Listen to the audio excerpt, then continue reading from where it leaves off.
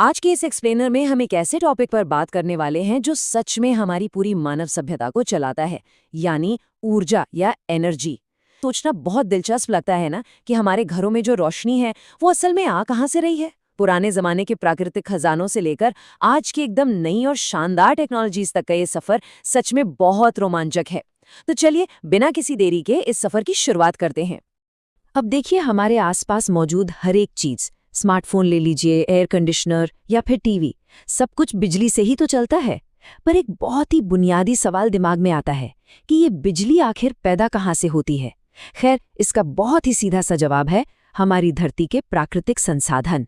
मतलब आज की इस मॉडर्न लाइफ को जो कुछ भी पावर दे रहा है वो किसी न किसी रूप में सीधे प्रकृति से ही आ रहा है। लेकिन ध्यान देने वाली बात यह है कि ये सारे संसाधन एक जैसे बिल्कुल नहीं होते हैं। तो इस पूरे टॉपिक को गहराई से समझने के लिए आज की इस एक्सप्लेनर के 6 मुख्य पड़ाव होंगे। ऊर्जा की 2 टीमें, जीवाश्म ईंधन की समस्या, नवीकरणीय ऊर्जा की ताकत, ऊर्जा भंडारण की चुनौती, बैटरी और भंडारण समाधान, और आखिर में स्वच्छ ऊर्जा का भविष्य। तो आइए सबसे पहले बात करते हैं हमारे पहले भाग की, ऊर्जा की 2 टीमें।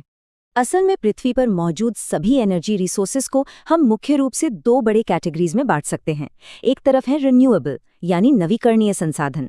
ये वो स्रोत हैं जो कभी खत्म नहीं होते, मतलब इस्तेमाल करने के बाद भी प्रकृति हमारे जीवन काल के अंदर ही इन्हें जल्दी से फिर से बना देती है। और दूसरी तरफ है नॉन रिन्यूएबल यानी गैर नवीकरणीय संसाधन।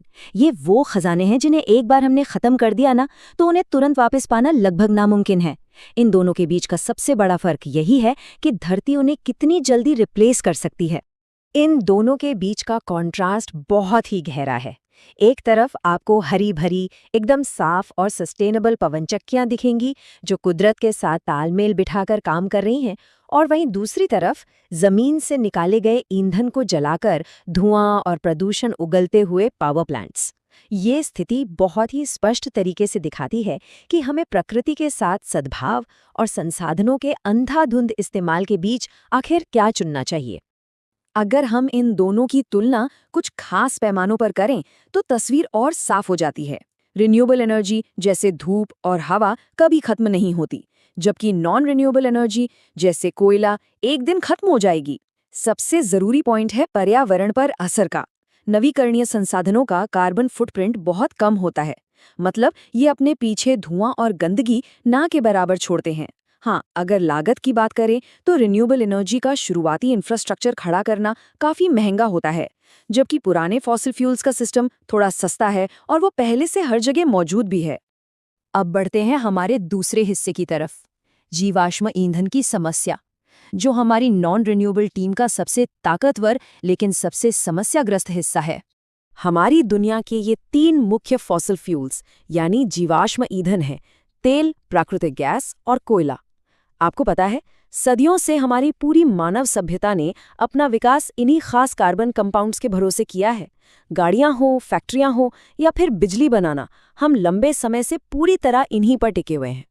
लेकिन इनके साथ एक बहुत बड़ी समस्या जुड़ी हुई है, और वो समस्या छिपी है इनके बनने के तरीके में। जरा सोचिए, करोड़ों साल पहले मरे हुए पौधे और डायनासोर जैसे बड़े जानवर समंदर के तल पर जाकर बैठ गए। वक्त के साथ वो रेत और मिट्टी की भारी परतों के नीचे दबते चले गए। फिर लाखों सालों तक धरती के अंदर के भारी दबाव और बहुत ज्यादा गर्मी ने उन्हें धीरे धीरे इस ईंधन में बदल दिया। इसीलिए इन्हें सीमित कहा जाता है। मतलब अगर आज हमने इन्हें पूरा खत्म कर दिया तो इनका अगला बैच बनने में करोड़ों साल लग जाएंगे। अब जरा इस नंबर पर गौर कीजिए, 77%, 77%। ये सच में एक विशाल और चौंकाने वाला आंकड़ा है। ये बताता है कि साल 2023 में पूरी दुनिया की कुल ऊर्जा खपत का 77% हिस्सा अभी भी इन्हीं जीवाश्म ईंधनों से आ रहा था। मतलब आज हमारे पास इतनी मॉडर्न टेक्नोलॉजी होने के बावजूद हम इस सीमित खजाने पर कितनी बुरी तरह निर्भर हैं। और सच बताऊं तो इस निर्भरता की हमें एक बहुत भारी कीमत चुकानी पड़ रही है। जब इन प्राचीन ईंधनों को जमीन से निकालकर जलाया जाता है तो इनमें जमा कार्बन हवा में कार्बन डाइऑक्साइड यानी CO2 बनकर निकलता है। इससे भारी मात्रा में ग्रीन हाउस गैस एमिशंस होते हैं जो सीधे तौर पर ग्लोबल वार्मिंग और क्लाइमेट चेंज को बढ़ा रहे हैं। ये एक ऐसी गंभीर पर्यावरणीय चुनौती है जिसे हम बिल्कुल भी नज़रअंदाज नहीं कर सकते। तो चलिए अब आते हैं तीसरे भाग पर, नवीकरणीय ऊर्जा की ताकत। विज्ञान के पास पिछली समस्या का एक बहुत ही शानदार समाधान है। रिन्यूएबल एनर्जी वो ऊर्जा है जो पूरी तरह प्राकृतिक स्थितियों पर निर्भर करती है, और इसकी सबसे बड़ी बात क्या है, ये कभी खत्म नहीं होगी। सूरज की रोशनी, हवा की गति, समंदर की लहरें, इनका सबसे बड़ा फायदा यही है कि ये हर रोज हमारे पास भरपूर मात्रा में मौजूद हैं। इन्हें बनने के लिए हमें करोड़ों साल का इंतजार नहीं करना पड़ता। अगर हम धरती के इस प्राकृतिक वातावरण से सीधे एनर्जी लेना शुरू कर दें, तो जरा सोचिए, ग्लोबल कार्बन फुटप्रिंट को काफी हद तक कम किया जा सकता है। ये सस्टेनेबल संसाधन हमें एक स्वच्छ और सुरक्षित भविष्य की तरफ ले जा सकते हैं। लेकिन जैसा कि विज्ञान में हमेशा होता है, हर चीज इतनी सीधी नहीं होती। इसमें एक पेच है, और वो पेंच है हमारा चौथा भाग, ऊर्जा भंडारण की चुनौती। एनर्जी स्टोरेज की ये समस्या इस पूरी कहानी का सबसे बड़ा टर्निंग पॉइंट है। यहाँ एक बहुत ही जरूरी सवाल सामने आता है, क्या होगा जब सूरज नहीं चमकेगा और हवा नहीं चलेगी? फॉसिल फ्यूल्स का एक बड़ा फायदा ये था कि जब जरूरत पड़ी उन्हें जलाकर तुरंत बिजली बना ली। पर भाई, सूरज या हवा को तो हम अपनी मर्जी से स्विच ऑन या ऑफ नहीं कर सकते ना। विज्ञान की भाषा में इस समस्या को इंटरमिटेंसी यानी रुक रुक कर आना कहते हैं। तो इंजीनियरों के सामने 4 मुख्य वैज्ञानिक बाधाएं हैं। पहली है यही इंटरमिटेंसी, जिसके बारे में हमने अभी बात की। दूसरी है एनर्जी डेंसिटी।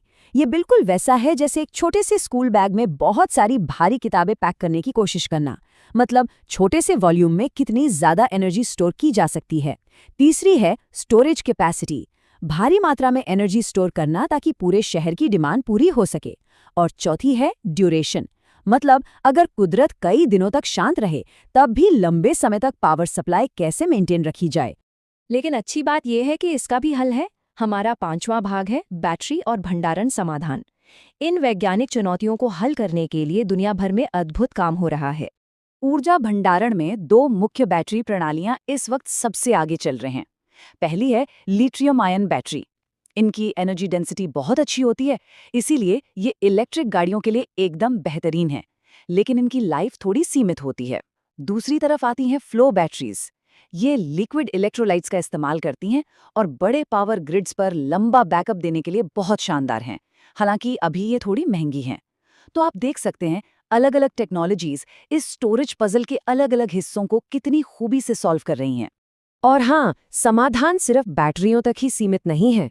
कई बड़े पैमाने के आइडियाज पर भी काम हो रहा है, जैसे थर्मल स्टोरेज, जिसमें पिघले हुए नमक का इस्तेमाल करके सूरज की गर्मी को स्टोर किया जाता है, या फिर पम्प्ड हाइड्रो स्टोरेज। ये बड़ा दिलचस्प है। इसमें जब एक्स्ट्रा बिजली होती है तो पानी को पंप करके पहाड़ के ऊपर बने एक रिजर्वॉयर में भेज दिया जाता है, और जब जरूरत होती है तो उसी पानी को नीचे गिराकर टरबाइन घुमा लेते हैं। ग्रिड को स्टेबल रखने का ये सच में एक बहुत ही विशाल और शानदार तरीका है। अब हम पहुंच गए हैं अपने छठे और अंतिम भाग पर, स्वच्छ ऊर्जा का भविष्य। ये सारी नई टेक्नोलॉजीज एक उम्मीद से भरे कल की नींव रख रही हैं। भविष्य में फॉसिल फ्यूल्स को पूरी तरह से हटाने के लिए हमें मुख्य रूप से 3 चीजों की सबसे ज्यादा जरूरत होगी। पहला, लंबे समय तक चलने वाले स्टोरेज सिस्टम्स को बड़े पैमाने पर लगाना होगा। दूसरा, वैज्ञानिकों को ऐसे नए मटेरियल्स खोजने होंगे जो और भी ज्यादा कुशल हों। और तीसरा, सबसे जरूरी काम, इसमें बहुत बड़े पैमाने पर दुनिया भर से ग्लोबल इन्वेस्टमेंट की जरूरत होगी। ये पूरी दुनिया का एक साझा प्रयास होगा। यहाँ एक बहुत ही सटीक बात सामने आती है। ऊर्जा भंडारण नवीकरणीय ऊर्जा की पूरी क्षमता को खोलने और अंततः नेट जीरो उत्सर्जन प्राप्त करने की कुंजी है। ये बात एकदम साफ कर देती है कि हम चाहे जितने भी सोलर पैनल या विंडमिल लगा लें, बिना एक मजबूत स्टोरेज इंफ्रास्ट्रक्चर के क्लीन एनर्जी का हमारा ये सपना अधूरा ही रहेगा।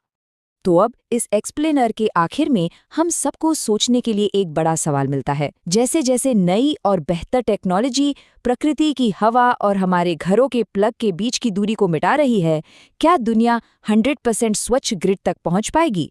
क्या हम इंसान समय रहते अपने ऊर्जा संसाधनों के इस पूरे खेल को पूरी तरह बदल पाएंगे? ये एक ऐसा सवाल है जिसका जवाब ही हमारा भविष्य तय करेगा। इस एक्सप्लेनर में हमारे साथ जुड़ने के लिए आपका बहुत बहुत धन्यवाद।